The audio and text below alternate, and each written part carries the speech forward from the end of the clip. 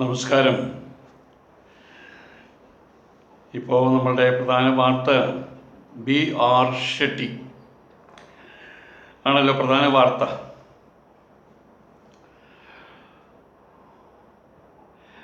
അയാളിപ്പോൾ UAE വിട്ടിട്ട് അയാൾക്ക് ഏറ്റവും സുരക്ഷിതമായിട്ടുള്ള സേഫ് സോൺ അതെവിടെയെന്ന് അറിയാലോ.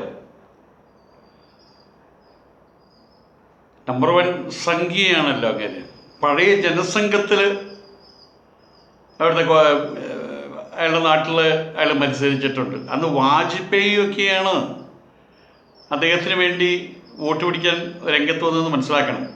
പണ്ടത്തെ ജനസംഘത്തിൽ അപ്പം അന്ന് മുതലേ അയാൾ നല്ലൊരു മൂത്ത സംഖ്യയാണ്. ആയതുകൊണ്ട് തന്നെ ലോകത്തിലെ ഏറ്റവും സുരക്ഷിതമായിട്ടുള്ള സ്ഥലം, എന്ത് കുറ്റം ചെയ്താലും അയാൾക്ക് സുരക്ഷിതമായിട്ടുള്ള സ്ഥലം ഇന്ത്യ തന്നെയാണ്. അയാൾ ഇന്ത്യയിൽ എത്തുകയും ചെയ്തു. കുറച്ചു കാലം അവിടെ ഒരു വീട്ടുതടങ്കൽ പോലെ ആയിരുന്നു. അവിടുന്ന് രക്ഷപ്പെട്ട് പ്രശ്നം രൂക്ഷമാവുന്നതിന് മുമ്പ് അയാൾ ഇവിടെ എത്തി. ഈ ഷെട്ടി UAE വിട്ട സമയത്ത് അവിടെ അലമുറയിട്ട് കരയുന്നൊരു കൂട്ടക്കാരുണ്ട്. അവിടെ മറ്റൊരു അവിടുത്തെ സംഘി പ്രവാസികൾ,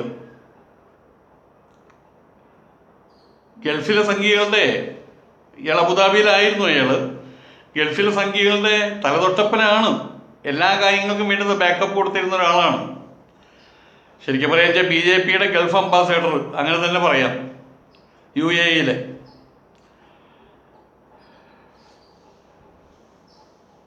പ്രധാന പ്രശ്നം നമുക്കെല്ലാവർക്കും അറിയാം. ഇപ്പോൾ നടക്കുന്ന മഹാമാരിയാണ്. ആ ലോകമെമ്പാടും അത് തന്നെയാണ് പ്രശ്നം. ആ പ്രശ്നം UAEയിലും ഉണ്ട്. ദുബായിലും അബുദാബിയിലും എല്ലായിടത്തും ഉണ്ട്. സൗദി അറേബ്യയിൽ എല്ലായിടത്തും ഉണ്ട്. അപ്പോൾ UAEയിലെ രണ്ടാമത്തെ പ്രശ്നമാണ് ഈ സംഘി മഹാമാരി. അത് വളരെയധികം രൂക്ഷമായിട്ടുണ്ട്, പടർന്നു പിടിക്കുകയാണത്. ആദ്യത്തെ മഹാമാരി ദൈവനിശ്ചയമാണ്, അതിന് നമുക്ക് തടുക്കാൻ കഴിയില്ല. അപ്പോൾ രണ്ടാമത്തേത് സംഘികൾ നിശ്ചയിക്കുന്നതാണ് രണ്ടാമത്തെ മഹാമാരി. ഇങ്ങനെയുള്ള ഷെട്ടിമാരൊക്കെ നിശ്ചയിക്കുന്ന പോലുള്ള കാര്യങ്ങൾ. ഇത് ആദ്യം ഇങ്ങനെയൊന്നും ഉണ്ടായിരുന്നില്ല, ഇത്രയും രൂക്ഷമായിരുന്നില്ല, ഇങ്ങനെ പടർന്നു പിടിച്ചിരുന്നില്ല ഈ സംഘി മഹാമാരി. പ്രത്യേകിച്ച് ഗൾഫിൽ ഹിന്ദു സമൂഹത്തെ ഇന്നിപ്പോൾ ആ സമൂഹത്തിലുള്ള മൊത്തം ഇന്നിപ്പോൾ അത് ഒരു ചർച്ചയാണ്. ഇസ്ലാമോഫോബിയ ഇന്നലെ വരെ ഇല്ലാത്ത വിധത്തിലുള്ളൊരു ചർച്ച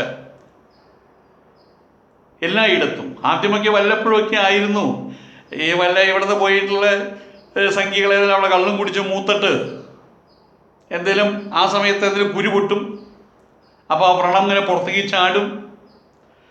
അവനെ പോലീസ് പിടിക്കും, അതിനോട് ചൂണ്ടി ജയിലിലടയ്ക്കും. പിന്നെ മാപ്പായി, ഷൂ നക്കലായി, പിന്നെ അവസാനം എങ്ങനെയല്ലെങ്കിൽ നാട്ടിലേക്ക് പറഞ്ഞു വിടും.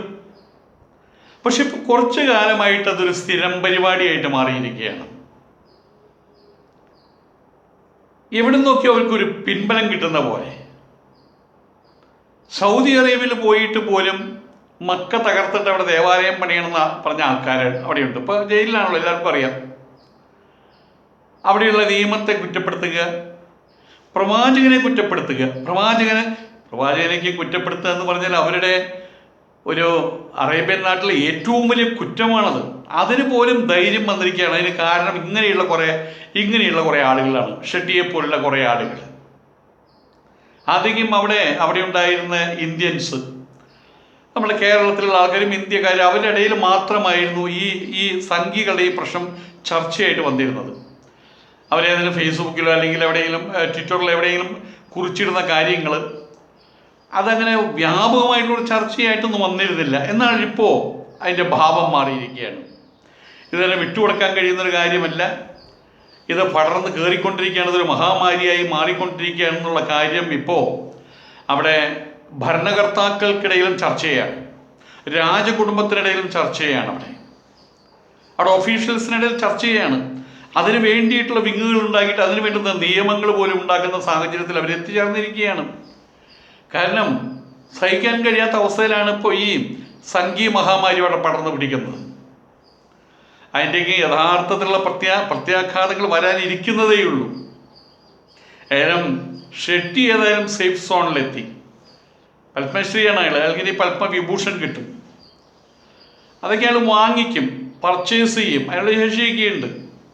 അയാളിപ്പോൾ എല്ലാം കൊണ്ടും സ്വയം കൃതമായിട്ടുള്ള അനർത്ഥങ്ങളെ കൊണ്ടും ഇങ്ങനെയുള്ള ആൾക്കാർ പിൻവലിഞ്ഞത് കൊണ്ടും ഗൾഫിലെ സംഘികൾ, പ്രവാസി സംഘികൾ കൃത്യമായിട്ടും അനാഥരായി എന്ന് പറയാം.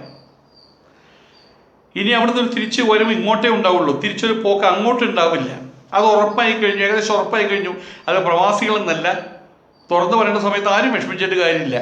അവരെ സംബന്ധിച്ചിടത്തോളം ഈ സംഘികൾ ആരൊക്കെയാണ്, അസംഘികൾ ആരൊക്കെയാണെന്ന് അവർ ചിന്തിക്കില്ല. മാത്രമല്ല ഇവിടെയുള്ള യുവാക്കൾ, മുസ്ലിം യുവാക്കൾ, ഇനി അവരെ കാല് പിടിച്ചാലും കരഞ്ഞാലും വാല് പിടിച്ചാലും ഷൂ നക്കിയാലും കാല് നക്കിയാലും അവരാരും ഇനി വിശ്വസിച്ച് ഇവിടുത്തെ ഒരു ഹിന്ദു പിള്ളേരെ അവിടെ കൊണ്ടുപോകാനും പോകുന്നില്ല, അവിടെ കൊണ്ട് കെട്ടിയിറക്കാൻ പോകുന്നില്ല. കാരണം അത് അവർക്ക് തന്നെ പിന്നെ അതൊരു മറ്റേ പാരയായിട്ട് മാറുക. ആ ഒരു കാഴ്ചയാണ് ഇവിടെ കാണുന്നത്. ഇവിടെ ഒരു വലിയൊരു സത്യം അവശേഷിക്കുന്നുണ്ട്. നമ്മൾ മുമ്പ് ചർച്ച ചെയ്ത വിഷയമാണ്. കേരളത്തിലുള്ള സംഖ്യകളേക്കാൾ വിഷം കൂടുതലാണ് ഗൾഫിലുള്ള സംഖ്യകൾക്ക്. കാരണം അവിടെയുള്ള അതുകൊണ്ടാണ് അവിടെയുള്ള അവരെ അറബാബുമാർ, കഫീൽമാർ അവർക്ക് അവഹേളിക്കുന്നത്, മക്കയെ അവഹേളിക്കുന്നത്, പ്രവാചകനെ അവഹേളിക്കുന്നത്. രണ്ടും കൽപ്പിച്ചിട്ട് ജീവമണി ജീവൻ പോട്ടെ വെച്ചിട്ടാണ്. ആ വിഷം കൂടുതലാണ്. അവിടെ ഗൾഫിൽ വന്ന് ജോലി ചെയ്യുമ്പോഴാണ് സംഖ്യകൾക്ക് ഈ രോഗം കൂടുന്നത്. അതിന് പ്രധാനപ്പെട്ട കാരണം എല്ലാവർക്കും അറിയാം, അസൂയയാണ്. മുസ്ലിങ്ങളുടെ കീഴിൽ ജോലി ചെയ്യേണ്ടി വരികയല്ലേ. ഇവിടെ വലിയ സംഖ്യയായിട്ട് നടന്ന ആൾക്കാരാണ്. വെള്ളിയാഴ്ച ദിവസങ്ങളിൽ മുസ്ലിങ്ങളൊക്കെയും പള്ളിയിൽ പോകും. അത് അമേരിക്കൻ മുസ്ലിം ആണെങ്കിലും, ഇന്ത്യൻ മുസ്ലിം ആണെങ്കിലും, പാകിസ്ഥാൻ മുസ്ലിം ആണെങ്കിലും, അറേബ്യൻ രാഷ്ട്രത്തിലെ മുസ്ലിം ആണെങ്കിലും, മുമ്പിലിരിക്കുന്നത് ചിലപ്പോൾ ഇയാളുടെ സുഹൃത്തായിരിക്കും, അതിൻ്റെ പുറകിലായിരിക്കും അവിടുത്തെ രാജകുടുംബത്തിൽ അംഗം ഇരിക്കുക. അവിടെ രാജകുടുംബത്തിൽ അംഗത്തിന് മുമ്പിലിരിക്കാൻ വേണ്ടി കസേര നിന്നിട്ട് കൊടുക്കില്ല. ഇവരുടെ യജമാനന്മാരുടെ ഒപ്പം, മുമ്പ് പറഞ്ഞ പോലെ അറബാബ്, അവരെ കഫീല്, അവരുടെ മുമ്പിലാവുമ്പോൾ ചിലപ്പോൾ നമ്മളുടെ മലയാളി കുട്ടികൾ അവിടെ കയറിയിരിക്കുക. അതെങ്ങാണ്ട് ചെറുതായിട്ട് കുരു പൊട്ടും. അതിൻ്റെ പേരിലാണ് ഇവിടെ പലരും പറയണത്, അവരുടെ സ്വന്തം നാടോ അല്ലയോ, അവരുടെ നാട്ടിൽ നിന്നപ്പോൾ എന്താ, അവരുടെ നാട് തന്നെയാണ്, അവർ സംശയമൊന്നുമില്ല. ഞങ്ങളവിടെ രണ്ടാം കിടക്കാരല്ലേ, ഞങ്ങൾ രണ്ടാം കിട പ്രവാസികളല്ലേ എന്നൊരു തോന്നൽ. അതൊരു മെൻ്റൽ ഡിപ്രഷൻ അവനവന് വരുത്തി വെക്കുന്നതാണത്. അതൊക്കെയാണ് ഇവർ കുരട്ടത്ത് വെച്ച് നടക്കുന്നത്. അവരുടെ സ്വന്തം നാട്ടിൽ പോയപ്പോൾ അവർക്കെന്തോ അവരെ തണ്ട് കണ്ടില്ലേ എന്നുള്ളത് ഇതെല്ലായിടത്തും ഒരുപാട് കേട്ടിട്ടുള്ളതാണ്. ഇപ്പം ഈ ഷെട്ടിയെ പോലുള്ള അവതാരങ്ങളുടെ വലിയ ബാക്കപ്പ് കിട്ടാൻ തുടങ്ങിയോട് കൂടിയിട്ടാണ് ഈ സംഘി പ്രവാസികളുടെ ഇസ്ലാമോഫോബിയയ്ക്ക് ആക്കം കൂടിയത്. എല്ലാം ഇസ്ലാമോഫോബിക്കായി. ചിലർ പെട്ടെന്ന് കടിക്കുന്ന നായ, ചിലർ വൈകി കടിക്കുന്ന നായ എന്ന് വ്യത്യാസമുള്ളൂ. സകലണ്ണ ഇവിടുന്ന് പോകുന്ന പൊട്ടും മുറി തൊട്ട് സകലെണ്ണത്തിനും അവിടെ പോയി കഴിഞ്ഞാൽ ഈ രോഗമിളകും. അങ്ങനെയാണ് അവിടെ സ്ഥിതി. അറേബ്യ മുസ്ലിങ്ങളുടെ പുണ്യനാട് തന്നെയാണ്, യാതൊരു സംശയവുമില്ല. കാരണം എന്താണ്, മക്ക അവിടെയാണ് സ്ഥിതി ചെയ്യുന്നത്, മദീന അവിടെയാണ് സ്ഥിതി ചെയ്യുന്നത്, ജബലന്നൂർ അവിടെയാണ് സ്ഥിതി ചെയ്യുന്നത്, ഹിറാ ഗുഹ അവിടെയാണ് സ്ഥിതി ചെയ്യുന്നത്. അതൊക്കെ കാണുമ്പോൾ അവർക്ക് ഉൾക്കുള്ളിലുണ്ടാവാതെ വരില്ല, അതുണ്ടാകും. മാത്രമല്ല പ്രവാചകന്റെ ജന്മനാടാണത്. പ്രവാചകൻ പള്ളികൾ അവിടെയുണ്ട്, അദ്ദേഹം നടന്ന വഴികൾ അവിടെയുണ്ട്, അദ്ദേഹം സൂക്ഷിച്ച അദ്ദേഹത്തിൻ്റെ വീട്ടിൽ അദ്ദേഹം സൂക്ഷിച്ച പാത്രങ്ങളൊക്കെ അവിടെ എടുത്തു വെച്ചിട്ടുണ്ട്. അപ്പം അതൊക്കെ കാണുമ്പോൾ സ്വാഭാവികമായിട്ട് അവർക്കൊരു ഉൾക്കുള്ളിലുണ്ടാവും. സത്യം തന്നെയാണ്. നിങ്ങൾ കൈലാസത്തിൽ പോയിട്ട് രസിക്കുന്നുണ്ടല്ലോ, ചൈനയിലല്ലേ കൈലാസം. ഇവിടുന്ന് ലക്ഷക്കണക്കിന് രൂപയും ചെലവിട്ടിട്ട് കൈലാസത്തിൽ പോയിട്ട് കൈലാസം വട്ടം ചുറ്റി കിടന്ന് തിരിച്ചു വരുന്നുണ്ടല്ലോ. അതെന്തുകൊണ്ടാണ്? തെറ്റു പറയുകയല്ല. ആ കൈലാസത്തോടുള്ള ഒരു മമത, കൈലാസത്തിനാണ് ശിവൻ്റെ ഇരിപ്പിടം, കൈലാസനാഥനാണ്. അപ്പോൾ അതൊന്ന് കാണാൻ ജന്മത്തിൽ ഒരു പ്രാവശ്യം കാണാനുള്ള താല്പര്യം. ഇവിടുന്ന് 10, 60, 70 വയസ്സായ ആൾക്കാർ ഇവിടെ പോകുന്നുണ്ട്. ഹെലികോപ്റ്ററിൽ പോയിട്ട് അവിടെ നിന്ന് ഇറങ്ങി കാണുന്ന ആൾക്കാരുണ്ട്, കുതിരപ്പുറത്ത് പോകുന്നവരുണ്ട്, ചുവന്ന് കൊണ്ടുപോകാൻ വേണ്ടി പൈസ കൊടുത്ത് അങ്ങനെ കൊണ്ടുപോകുന്നവരുണ്ട്, നടന്നു പോകുന്നവരുണ്ട്. അല്ലെങ്കിൽ ചൈനീസ് ഗവൺമെൻറ് പൈസ കെട്ടി വെക്കണം, എങ്ങനെ പോയാലും 2-2.5 ലക്ഷം ചിലവാകും. അങ്ങനെ പോയിട്ട് വരുന്നവരുണ്ടല്ലോ. നമ്മുടെ രാഹുൽ ദ്രാവിഡ്, അദ്ദേഹം പാകിസ്ഥാനിൽ കളിക്കാൻ പോയപ്പോൾ അദ്ദേഹം കാണാൻ പോയത് തക്ഷശിലയെ കാണാൻ പോയത്. തക്ഷശില ഇപ്പോൾ പാകിസ്ഥാനില് നളന്ദ, തക്ഷശില എന്നൊക്കെ പറയുന്നത് അവിടെയാണ്. മോഹൻജദാരോ, ഹാരപ്പ അവിടെയാണ്. സിന്ധു നദീതട സംസ്കാരം എവിടെയാണ്? സിന്ധു നദീതട സംസ്കാരം അവിടെയാണ്. പാണിനി, സംസ്കൃതത്തിൻ്റെ അങ്ങേയറ്റം നിൽക്കുന്ന ആളെ എവിടെയാണ്? അവിടുത്തുകാരനാണ്, ലാഹോറുകാരനാണ്. ഇന്നിപ്പോൾ ഒരു വര വരച്ച അപ്പുറത്ത് ഇന്ത്യയും അപ്പുറത്ത് പാകിസ്ഥാനായി എന്ന് മാത്രമേ ഉള്ളൂ. ഇത് ജെറുസലേം ആണെങ്കിൽ അത് ക്രിസ്ത്യാനികൾക്ക് അത് അവർക്ക് ഇഷ്ടപ്പെട്ടൊരു സ്ഥലമാണത്. നസ്രയത്ത് ജെറുസലേം എന്നൊക്കെ പറഞ്ഞു കഴിഞ്ഞാൽ അവർക്ക് ഇഷ്ടപ്പെട്ട സ്ഥലമാണത്. എന്ന് വെച്ചാൽ ഇന്ത്യ അവർക്ക് വേണ്ടാത്ത സ്ഥലമല്ല. ഇന്ത്യ അവർക്ക് അവരെ സംബന്ധിച്ചിടത്തോളം ഇന്ത്യ അവരുടെ മാതൃഭൂമി തന്നെയാണത്. കർമ്മഭൂമി അറേബ്യയാണെന്ന് മാത്രമേ ഉള്ളൂ. പക്ഷേ ജന്മഭൂമി ഭാരതമാണ്. മുസ്ലിംസിനാണെങ്കിലും ക്രിസ്ത്യൻസിനാണെങ്കിലും ഹിന്ദുക്കൾക്ക് എല്ലാവർക്കും ഒരുപോലെ തന്നെയാണ്. എന്തായാലും ഈ സംഘീയ പ്രവാസിയുടെ ചൊരുക്ക് ഒരിക്കലും തീരാൻ പോകുന്നില്ല. ഞാനിതാ ചോദിക്കുന്നത്, നിങ്ങൾക്ക് ഈ ഗൾഫ് ഇഷ്ടമല്ലെങ്കിൽ, നിങ്ങൾക്ക് ഈ മറ്റേ ഗൾഫിൽ അറബികളുടെ കീഴിൽ അത് ഈ മുസ്ലിംസിൻ്റെ കീഴിൽ ജോലി ചെയ്യാൻ ഇഷ്ടമല്ലെങ്കിൽ നിങ്ങൾ ചെറിയൊരു പണി ഒപ്പിച്ചാൽ മതി.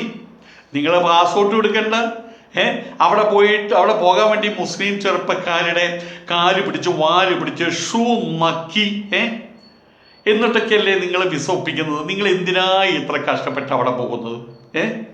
നിങ്ങൾക്ക് ഇവിടെ ജോലി ചെയ്താൽ പോലെ. സവർണന്മാരുടെ കീഴിൽ മേനോന്മാരും നായന്മാരും പലചരക്ക് പീടികകളൊക്കെ നടത്തുന്നുണ്ടല്ലോ. ഇവിടെ പച്ചക്കറി പീടികകളൊക്കെ നടത്തുന്നുണ്ടല്ലോ.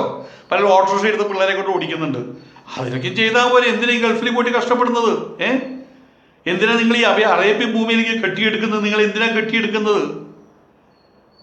അവിടെ പോയിട്ട് പിന്നെ ഈ പ്രശ്നം ഉണ്ടായിട്ട് പിന്നെ ജയിലിൽ പോകാനും പിന്നെ അതിൻ്റെ പേരിൽ മറ്റേ മാർത്തടിച്ച് നിലവിളിക്കാനോ വീട്ടുകാർക്ക് എല്ലാവർക്കും ആ ഗതികേടുണ്ടാക്കി വെക്കാനോ? നിങ്ങളവിടെ പോകണ്ട. ഇനി നിങ്ങളവിടെ പോകണ്ട. ഈ ഷെട്ടി പ്രശ്നമൊക്കെ നേരത്തെ തുടങ്ങിയതാണ്, ഇന്നൊന്നും തുടങ്ങിയതൊന്നും അല്ല. ഞാനവിടെ അബുദാബിയിൽ പോകുന്ന സമയത്ത് അയാളെ കുറിച്ച് കേട്ടതെങ്കിൽ വീട്ടുതടങ്കലായിരുന്നു എന്നാണ് കേട്ടത്. അതായത് അദ്ദേഹത്തിന് സ്വാതന്ത്ര്യമില്ലാത്തൊരു സാഹചര്യം അന്നേ ഉണ്ടാക്കി വെച്ചിട്ടുണ്ട് അവിടെ.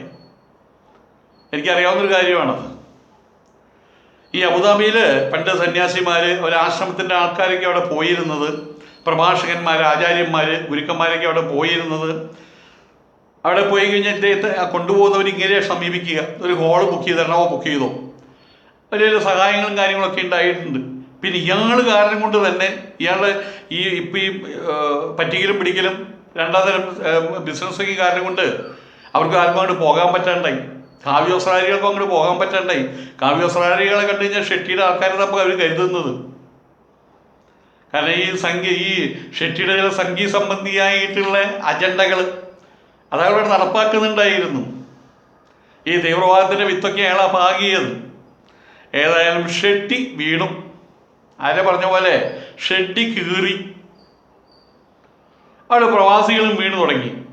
ഇപ്പം ഏതായാലും അത് പണ്ടേ വീണു തുടങ്ങിയതാണ്.